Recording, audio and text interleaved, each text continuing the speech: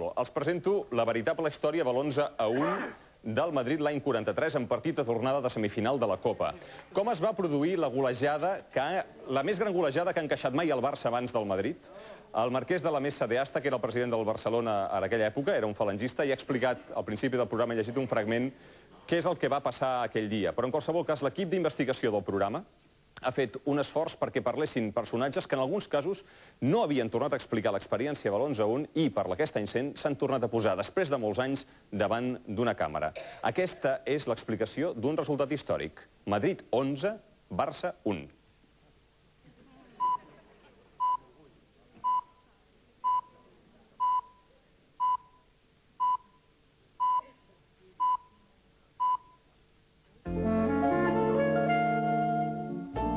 Perdió el Madrid frente al Barcelona. Marcó el Barcelona 3 goles muy discutibles. Juego duro y áspero de Copa. Un Barcelona admirable de finura y practicidad se exhibió ante el Real Madrid. Y el Atlético de Bilbao vencedores en la primera... Es va guanyar aquí per 3-0 bé amb el Barcelona-Madrid, i llavors quan vam anar a Madrid, mare meva, quan vam anar a Madrid va ser l'escàndol i l'apoteòsic, però tremendo, perquè es va fer una propaganda per mi antibarcelonista i catalanisme, i bueno, allà va entrar política i no hi va haver una guerra perquè Déu no va voler. Jo escrivia a la premsa, sobretot de hoquei sobre patins, no? I de tant en tant d'algun altre esport. M'agradava escriure i allà hi havia el Zubeldia, hi havia el Castillo, que m'ajudava una mica, no? I que em guiaven una mica. I em van dir si volia escriure la crònica d'aquest partit. És que ningú tenia moltes ganes d'escriure-ho després del que havia passat a Barcelona, perquè era una eliminatòria de la Copa d'Espanya. A les Corts el Barça havia guanyat per 3-0, el públic havia cridat molt, i es va arribar al partit de volta, que era a Madrid, i vaig anar-hi. I vaig escriure el que va passar, no? No va passar res aquí a Barcelona, res de res.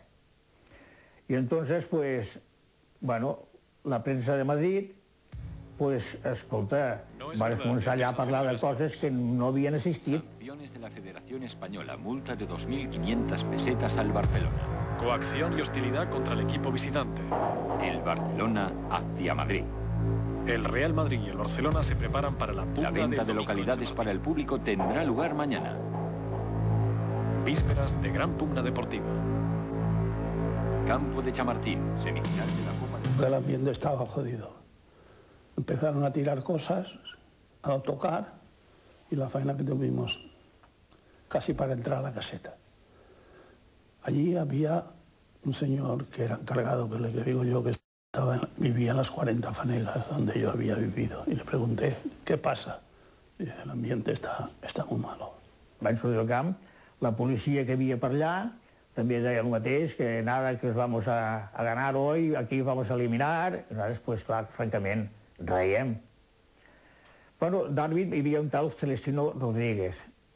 Jo no el coneixia ni jo, ni els meus companys, ni ningú. Celestino era un árbitro de buena calidad, pero quizá algo blando, ¿verdad? Ahora es muy difícil en un ambiente como aquel, que era un ambiente manicomial, el ambiente de la goleada anormal, ¿verdad?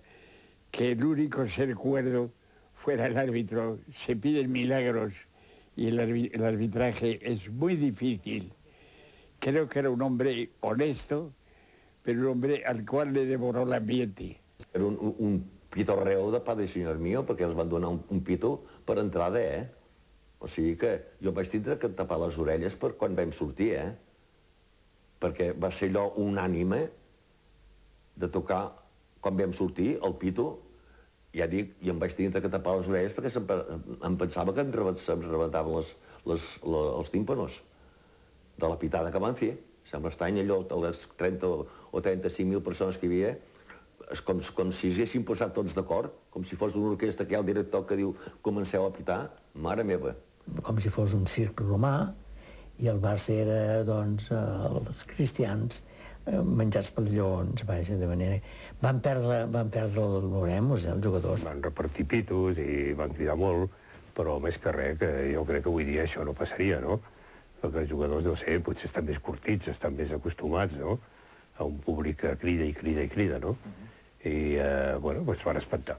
Cuando salimos a jugar, ya vimos nosotros que la cosa estaba malamente, porque tiramos un pase a Sospedra, el Escolar le tiró un pase adelantado y que estábamos a 50 metros de ventaja y no había offside ni nada y nos tocó offside.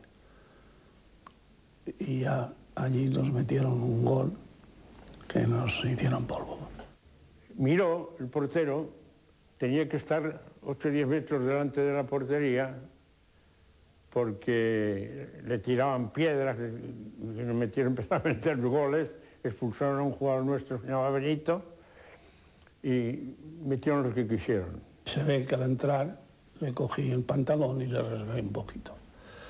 Pero yo le rompí un poquito, pero él se marchó corriendo de cara a la tribuna y entonces vino el árbitro y me dijo a la caseta. Van a expulsar a Benito cuando portaven 2 o 3-0. Pot ser que allò influiria molt en el resultat. Se desmoralitzaven un poquet també.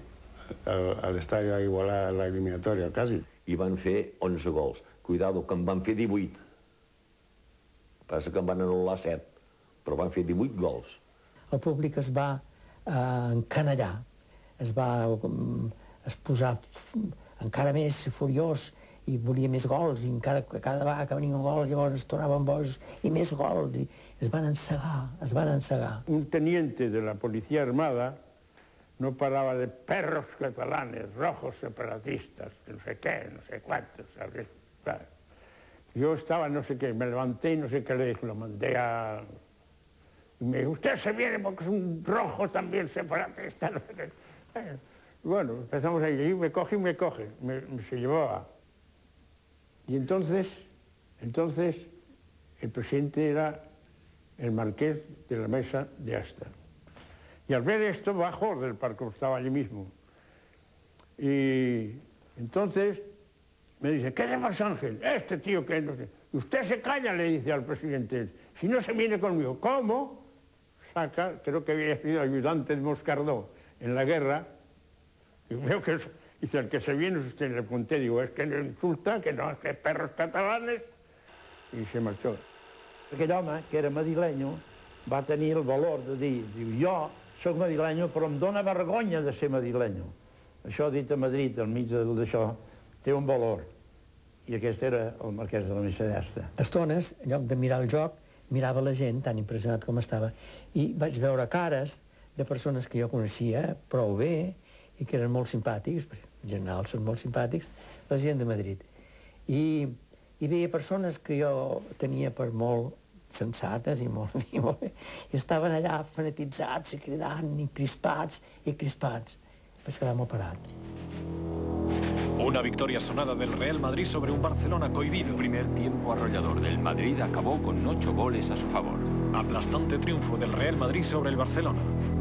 La primera goleada que Dios envía es la de San Antonio de la Florida. Pues encara ens volien linxar. Esclar, llavors a Barcelona no va voler sortir del camp si no venia la policia, perquè llavors, clar, no hi havia policia. Bueno, sí que hi havia policia, però vull dir, no estava cridada. I vam esperar fins que va vindre la policia. Quan va vindre la policia muntada a cavall, llavors ens va acordonar l'autocar, perquè nosaltres anàvem amb l'autocar, va acordonar l'autocar i el capità, molt tranquil·lament, va dir, sobretot, cuando lleguemos a Castellana, entonces ponga usted la directa y no pare hasta donde debe de parar. Aquí el que va defensar molt bé el Barcelona va ser en Samaran, que entonces ell escrivia a la premsa i va fer un escrit, o sigui, contra, diguem, el que havia passat d'aquest 11-1. Que no era 11-1, que hagués pogut ser un 30-1, va dir, un 30-0, va dir el Samaran, defensava el Barcelona.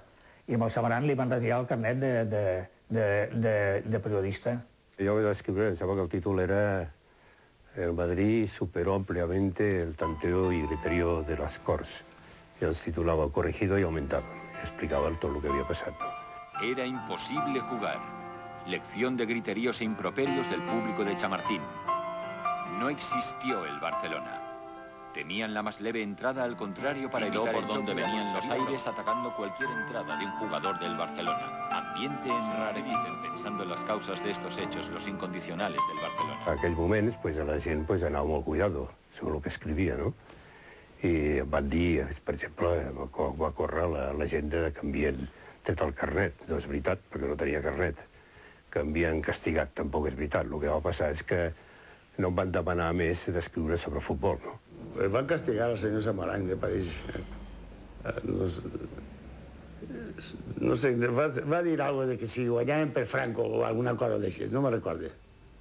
Tonteria, no? Perquè si haveren guanyat per Franco, li haveren guanyat també la final a l'Atlètic Bilbao, i Franco estava allà en el palco.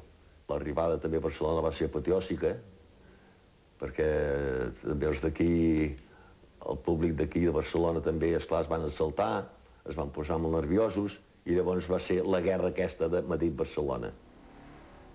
Aquesta va ser la guerra a raïs d'aquell partit. Però tot es va anar calmant, fins que un dia, tant el Bernabéu com el Barcelona van voler fer, per recompensar les amistats, van fer un partit al camp de les Corts, i els del Madrid van regalar un rellotge a tots els jugadors del Barcelona.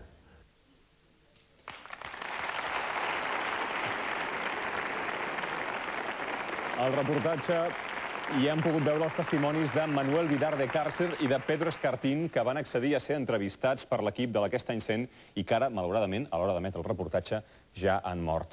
Una ràpida repassada. Ernest Lluc, què li ha semblat? Impressionant. Jo ho sabia de casa, perquè l'any 43 jo era un nano, i sabia que ha sigut fort, però es veu que va ser fortíssim. Arcadi Espada. Però fortíssim el què?